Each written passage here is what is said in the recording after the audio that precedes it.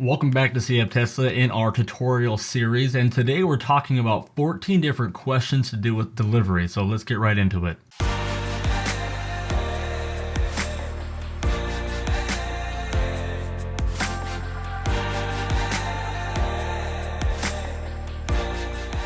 The first question is, how do you figure out what your delivery date is? Now in the last video I showed you guys where to find it as you went and ordered it, but now that you've ordered it, where you can find it is two different places. One, when you pull up your app, and by that I mean the Tesla app, when you're staring at the car that you ordered, it will be right below the picture of the car. The other place is you can log onto the Tesla account, the account that was automatically created when you placed your Tesla order, and again on the right hand side it'll tell you when your expected delivery date will be. The next question is, do delivery dates change? The answer to that is yes. On average, 6 to 7 times throughout the course of ordering your car, it's going to change. Now that depends on the model. If you got something like the performance model that comes a lot sooner, you're going to have less changes than if you ordered, say, the Model Y long range all-wheel drive model. That's going to have a lot more changes because it's a lot further delivery date. And the main reason for these changes are supply chain issues. So if Tesla can't get the parts and everything to make the cars they need to make, that's going to delay it a little bit.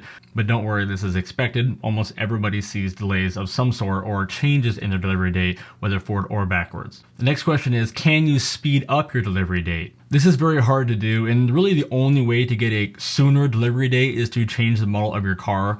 So for example, say you had ordered originally the long range Model Y, which had a 8-month delivery date, and you swap to the performance Model Y instead, which has maybe a 2 or 3 month delivery date. Obviously it's going to be sooner. So you can't get the exact same car you had sooner. You're just going to have to wait in line. So some people have switched to the performance just so they can get their car sooner.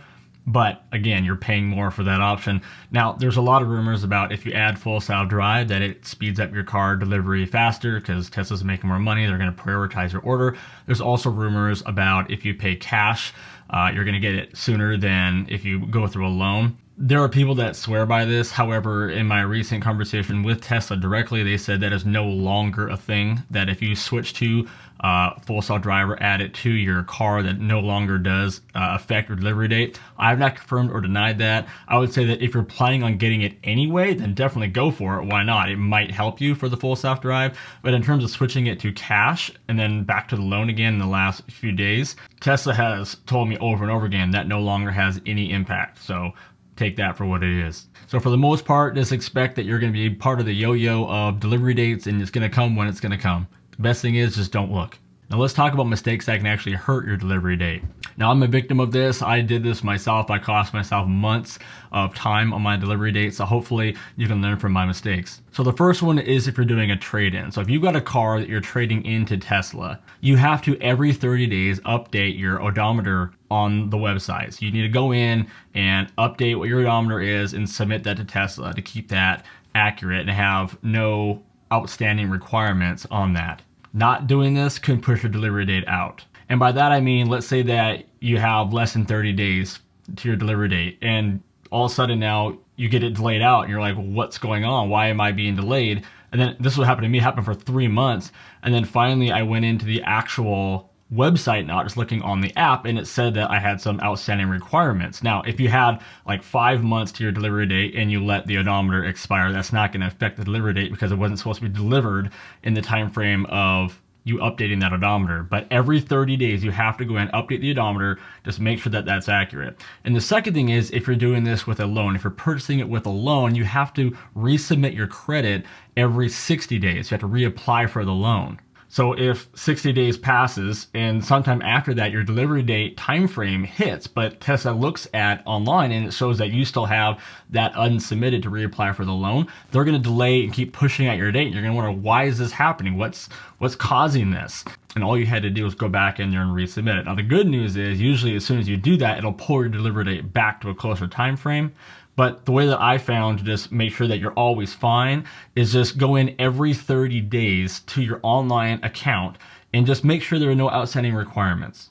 And you'll know it's very obvious. The other thing is, when you look at your Tesla app, if it just says view underneath of the car, then you're fine. There are no outstanding requirements. But if underneath of the car it says, I think, like go to account or access account or something other than view, that means that there is an outstanding requirement on the website and you need to go there and handle it. Now, I've done a little bit of research on what happens when Tesla pulls your credit again for resubmitting the application. It is a hard hit to your credit, and it is every time they do it. So every 60 days, you are going to get a knock on your credit as if you're reapplying for another new loan. However, I talked to a credit bureau, and they told me that it may look like that at the beginning, but it's like somebody going to multiple different car dealerships and applying at different spots to figure out the best place to get a car. The credit bureaus should see that as a cluster of you trying to get a car and make that into one hit eventually, so they'll kind of amend it.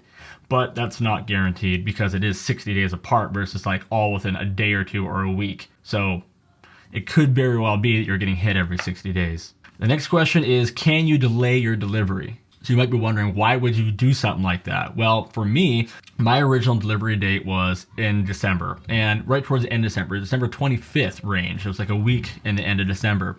And I was in California. I was traveling for Christmas.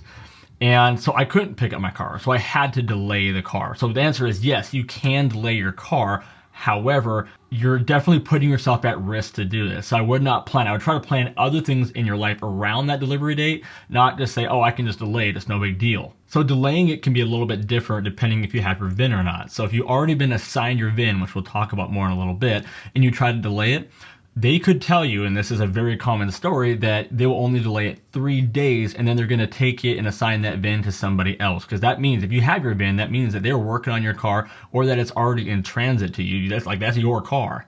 But if you're like 30, 60 days out and you're not assigned a VIN yet, and you see that that time period is kind of like, I might be traveling or gone or not able to pick my car up in that time frame, then what you want to do right away is you want to email the rep assigned to your, order, your delivery, which you should have, and tell them, and then they can adjust that further out for you without it affecting anything other than just moving it to a different time frame.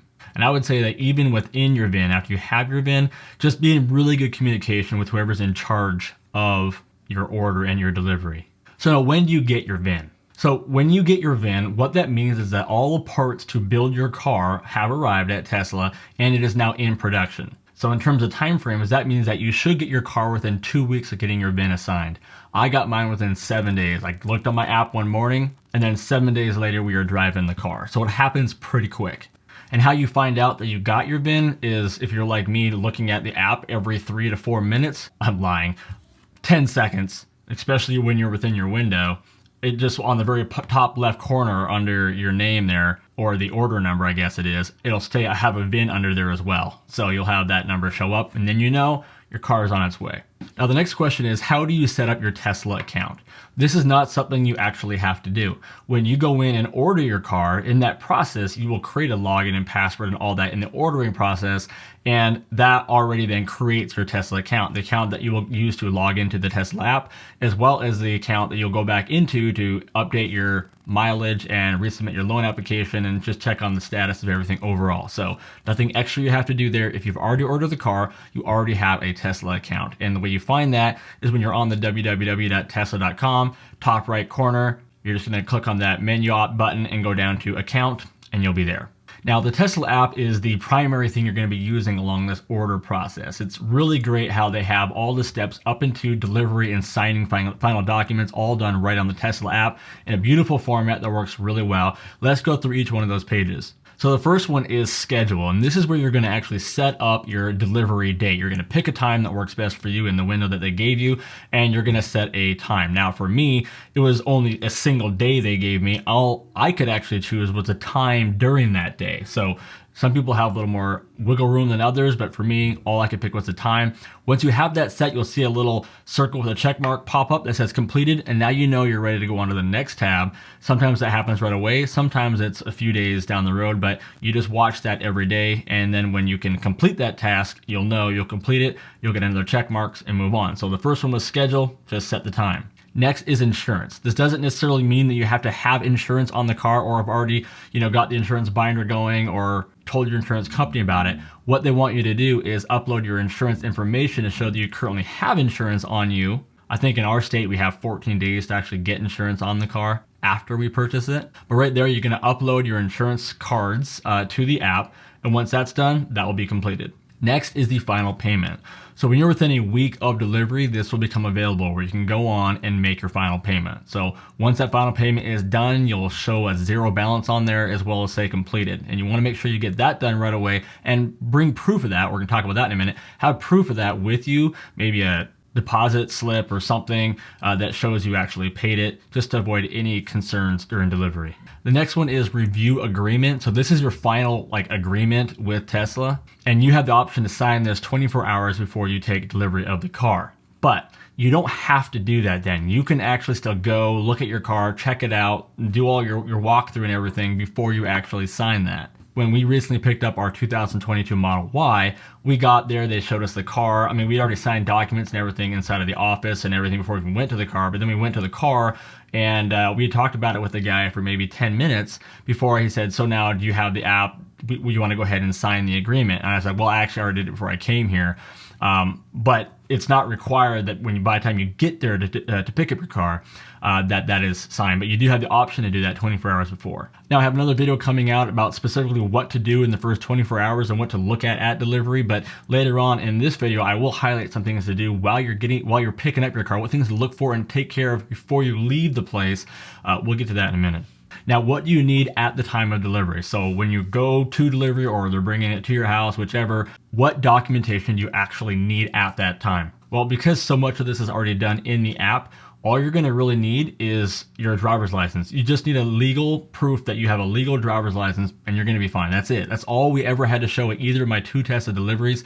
That's it. However, I do recommend you bring 2 other documents with you. One, like I already mentioned, your proof of payment, showing that you actually did put down the down payment on the car or the full payment on the car, whichever you did. And the second one is proof of insurance. I bring both those with you in case they want to see those again. Will they fix things at delivery? In both of my experiences, this has been a yes. They have a detailer there at Tesla, and they will do certain things there without you having to schedule another appointment to come back. Some examples of this, and again, I got a full video about all of this coming up, are just little slight scratches or paint smudges or something that a buffing deal with some kind of a cleaning fluid that they put underneath the buffer. I don't know what it's called.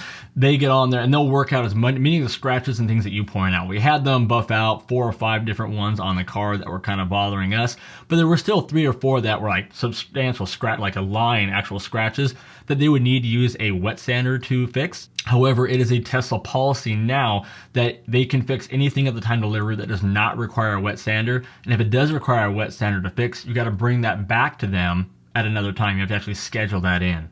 So now let's talk about that first 24 hours though. Again, there is a video coming out about this. That first 24 hours after delivery is super key for you because this is where you create a paper trail of what damage was on the vehicle at the time of purchase. And I know a lot of people are racing right now to the comments to say, well, why don't they take care of this before? Why don't they look at this before? Well, okay, why didn't my brand new, motorhome come from the factory without any issues? Why doesn't anything come that way? Because most companies rely on you as a consumer to be the quality control. It's just the way it is. There's a quick check, but they rely on us to come back and then warranty covers things. It's stupid, I hate it, but unfortunately it's the way it is. But it's key. First 24 hours you document, and here's what I mean by document it, okay? I mean, you take a picture of the scratch or the paint smudge or the damage to the interior anywhere.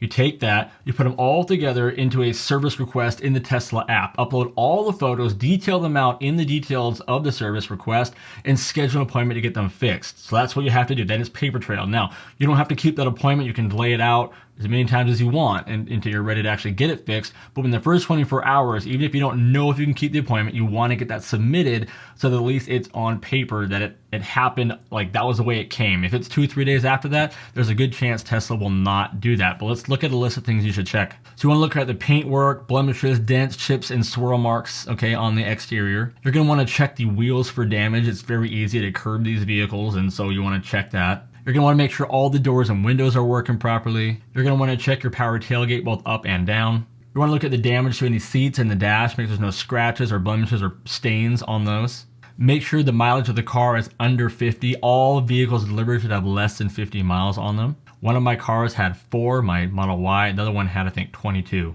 We'll go over examples of these things in an upcoming video. The next question is, are Uber credits available for delivery? Now, the reason why this is even a question is because Tesla does offer Uber credits for service work. So if you take your car into Tesla and they have to do some work on your car, then they will actually give you credit, send you home, and pick you back up using Uber.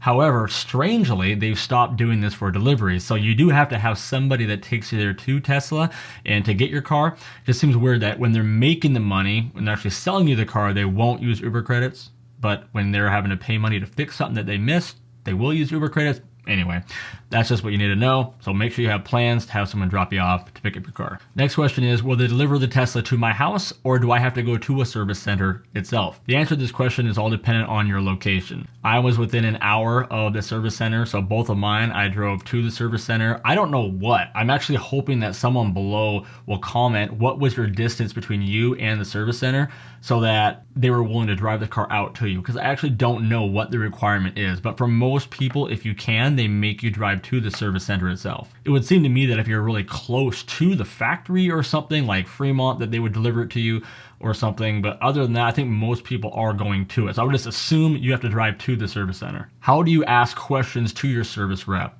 So after you order your Tesla, you should start getting emails. I actually started getting text messages from Tesla itself. The first one was when I got within close to my delivery day. I mean, within like a month, they sent me a text asking me about my loan and the question they had about it. So from then, I had a direct text back and forth with Tesla. I could ask anything I wanted, delivery date issues, frustrations, all that. They were within less than a day, responded to me very quickly. It was actually really nice that I always had someone to talk to. However, you should also get an email from Tesla's like delivery center or order center, or I don't know what they call it, which you can also reply to and get answers to. For most people, this is not an issue. Very quickly, or at least within 6 weeks of delivery, you will start getting contacted by Tesla to start this planning. Don't expect it to happen like 6 months before, but when you get within, like I say, 6 weeks or so of your delivery, that's when it is. But you still should get that email right away, which you can reply to. And some of the questions that people ask is, hey, I want to switch from, a loan to be paying cash, or maybe you've ordered it and you're paying cash and you want to switch it to a loan, which you can change up until the very end. You can change that around. You can change the amount of money you're going to put down. You can change it all up until you sign. So you can make a lot of changes. And that's how you would do that. You would just email them and say, hey, I know I set this up to pay cash, but I'd actually like to put 10% down instead. How can we set that up? They'll make those changes for you, and you'll see that updated inside of your account. The last thing is, how soon should I get insurance ready on the car? The thing is with that, it doesn't hurt you to get it done as soon as possible. Get your numbers, know if you want to, shop around your insurance beforehand or not. Adding a car to your insurance is a lot easier than going to a new insurance company. So at the very least, just go get a quote, get it all ready to go. So when you get your car, you can just call them up and activate it. So that's it. That's 14 questions about delivery. If you have any questions we did not cover on this video, put them down below in the description. We're sure to get back to them as soon as possible. If this was helpful, please help me out by subscribing to this channel, hitting that like button, and hitting that bell notification so you don't miss any more videos coming up in this series. See you guys on the next one.